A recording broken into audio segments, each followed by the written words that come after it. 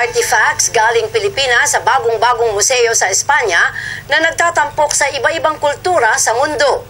Alamin kung ano-ano ito sa Balitang Global ni Daniel Infante Tuanyo.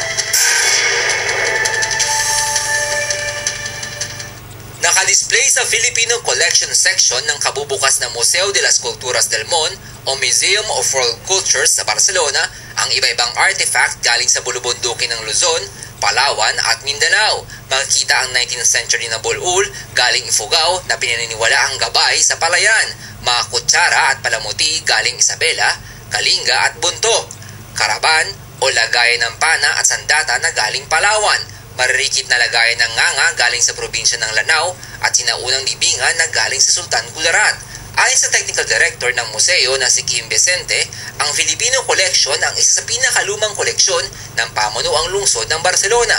Ang ilan galing pa sa Barcelona Universal Exposition na ginanap noong 1888. Ang iba naman, donasyon ng Folk Architectural Foundation.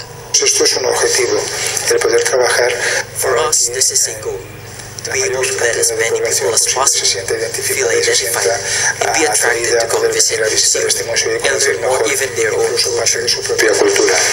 Pero maganda yung mga koleksyon natin na tinatangkilik sa ibang bansa. At para malaking bagay sa atin yan. Yung para ring lumibo sa buong mundo dahil may mga koleksyon na galing sa 4 na kontinente: Africa, Amerika, Oceania at Asia.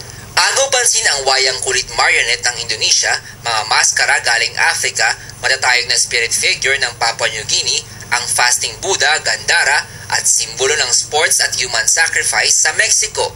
Interactive din ang museo kung gusto pang malaman ang tradisyon, paniniwala at mayamang kultura ng mundo. Really like the museum. I didn't know what I was going to find, and I'm very impressed. It's very well organized. Figures and the little sculptures are, I think, very nice. I'm learning a lot. Matatagpuan ang museo sa Gothic Quarter ng Barcelona, tapat ng Dinarayong Picasso Museum. Pinapayagang manguha ng litrato sa loob at libre ang entrance hanggang April 7. Daniel Infante Tuanyo, ABS-CBN News, Barcelona, Spain.